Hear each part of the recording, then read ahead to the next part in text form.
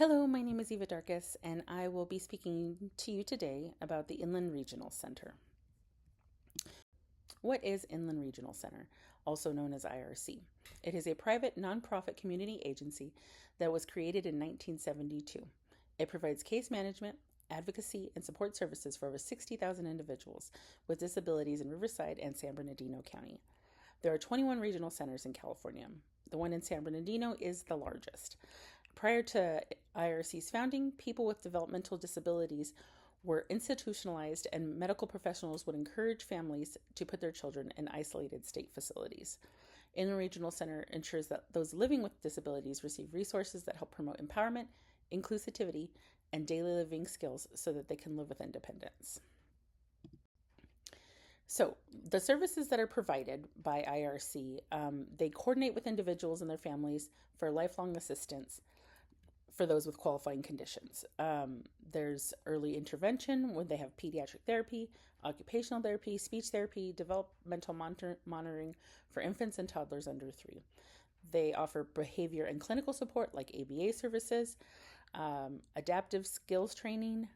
They offer social recreation, which is community integration. So things like if you want to kayak, or if you want to paddleboard, or if you want to go bowling, or join your friends at an arcade, they pay for all of that. They also offer respite care. So in-home and out-home temporary relief for caregivers. They will offer you hours so somebody else can come into the home and they can watch your child while you get maybe much needed respite. There's adult employment programs like paid internships, adult daycare, and they have residential options for independent living services, and they offer transportation. So there's like specialized transit services that can help you with your equipment or get you a job or things where you need to go.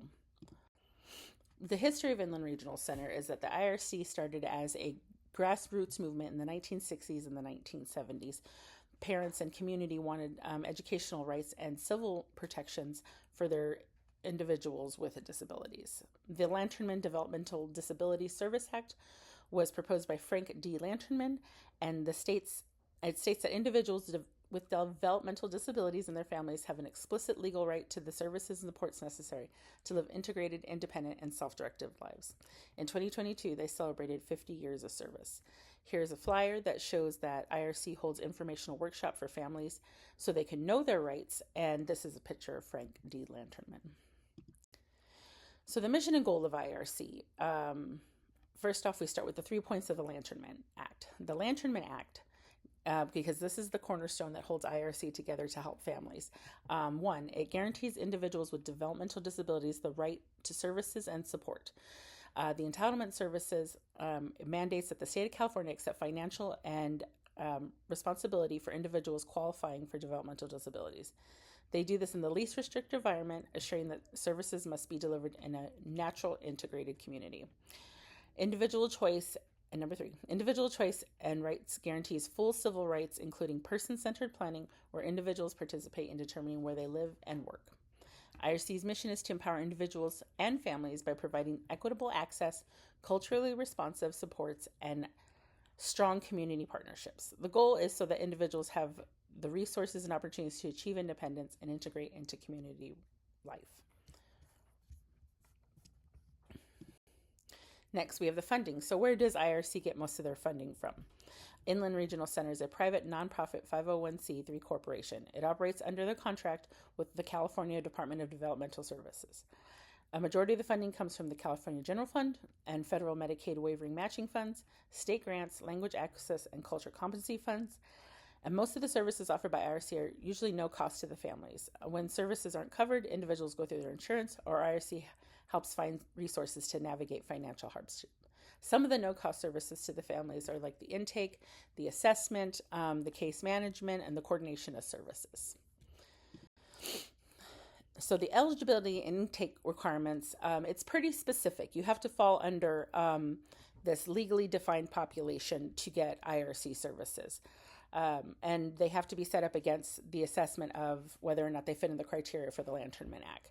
So the individuals must live in Riverside or San Bernardino County, must be diagnosed before 15, and meet qualifications for one of these conditions: intellectual disability, autism spectrum disorder, cerebral palsy, epilepsy, and a condition closely related to intellectual disability or requiring similar treatment. To join Inland Regional Center, you must have a parent or an adult caregiver must apply and submit a referral via the phone, online, or in person.